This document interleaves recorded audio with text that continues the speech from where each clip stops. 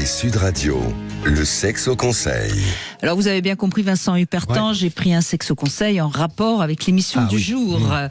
On sait que la sexualité d'un homme peut varier au fil des années, etc. On pose pas souvent la question de la sexualité d'un homme une fois qu'il devient père, alors que on sait que pour une femme, lorsqu'elle devient mère ou lorsqu'elle est enceinte, etc., ça provoque énormément de changements dans sa sexualité, et il y a même des modifications physiques. L'homme, a priori, sur le plan biologique, anatomique, il va subir aucun bouleversement particulier. Il y a juste avec l'opération de la prostate ou éventuellement la vasectomie, mais la vasectomie ça change pas grand-chose. Il y a juste l'opération de la prostate qui souvent va changer la sexualité d'un homme.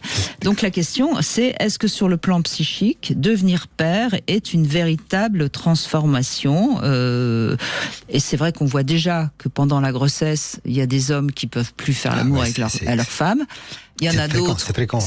C'est d'ailleurs plus fréquent que le contraire, c'est-à-dire des hommes qui sont très excités par le ventre et le changement de corps de leur femme. C'est vrai qu'il y en a qui n'osent plus toucher la future mère. Il y en a même qui ont l'impression que le pénis peut faire du mal au fœtus. Donc on voit bien que c'est pas si anodin que ça, ce sexe au conseil. Oui, c'est très important d'ailleurs pour qu'ils soient avertis, parce que il faut les rassurer. Il faut les rassurer. Et puis, en fait, c'est ce qui change après le premier, lorsqu'un homme devient papa, c'est que le couple n'est plus un couple, il y a une famille. Le couple passe. Il voit sa femme comme une mère, très souvent. Il y a ce paradoxe-là de qui est ma femme. Et puis, avant même que la naissance ait lieu, il faut bien savoir que durant la grossesse, il n'y a plus beaucoup de rapports sexuels. C'est plus compliqué de retrouver une sexualité harmonieuse après. Et ensuite, quand ils ont vraiment très peur et qu'ils sont très dérangés par la grossesse de leur femme, qu'est-ce qu'ils font ? Ils vont voir ailleurs.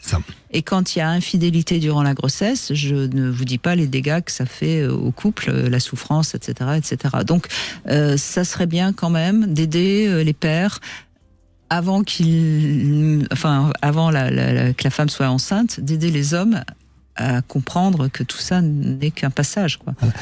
On a déjà parlé ensemble ici hors antenne sur le fait qu'on attend que ça ne va pas pour aller consulter. Or, justement, toute cette préparation à l'accouchement, peut-être que c'est bien, et à l'accouchement, il y a sage-femme, mais peut-être qu'une dimension de sexothérapie, d'accompagnement, de répondre à des questions, de préparer, parce que c'est un passage, on n'est pas juste prends les clés, prends la voiture et roule, il y a tout un changement dans la vie. Donc et que je crois sincèrement qu'un accompagnement positif pendant la grossesse et juste après l'accouchement, on parle contraception, mais il n'y a pas que la contraception après l'accouchement. Qu'est-ce qui se passe ? Il y a plein de choses qui se passent. Oui, alors justement, je vais conclure sur ça, parce que il n'y a rien à faire. Le rapport à sa propre mère, quel que soit l'homme, il a une importance fondamentale, puisque tout d'un coup, leur femme devient une mère. Et on sait que par exemple les hommes qui ont eu des mères qui les ont mis beaucoup sous emprise, etc., c'est ces hommes-là qui deviennent violents à partir du moment où leur épouse est devenue mère. Avant, il n'y avait pas de problème, et tout d'un coup, ils deviennent violents parce que ça les renvoie à leur impuissance d'enfant. Et alors, encore une fois, ça n'excuse pas leur violence, leur brutalité, mais ça explique.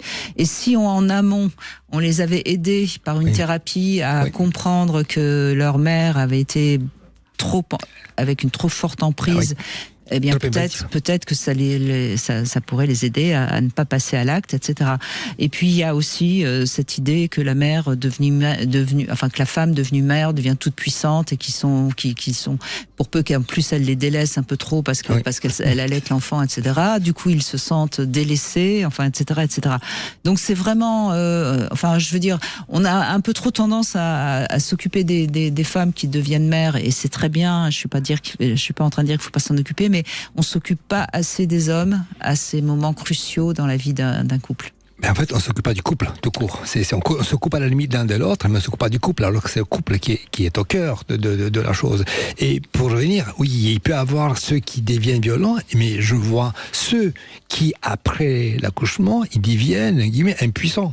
Oui, ils n'osent plus toucher leur femme. Voilà, et que ça c'est dramatique parce qu'aussi, voilà. Alors que ça, de manière, une approche qui est constructive et qui est positive, et qui est le partage, l'éducation, ça est passé beaucoup plus facilement. Voilà, et c'est toujours dommage parce que le couple trinque et puis après c'est les enfants qui trinquent puisque le couple se sépare. Enfin, exact. Bonjour les dégâts. Il vous reste quelques minutes si vous avez envie de gagner ce Lelo, ce stimulateur clitoridien qui se glisse dans la poche et vous pouvez pas que dans la poche. Non, et en principe c'est pas dans la poche qu'il faut le glisser pour l'utiliser. On est d'accord.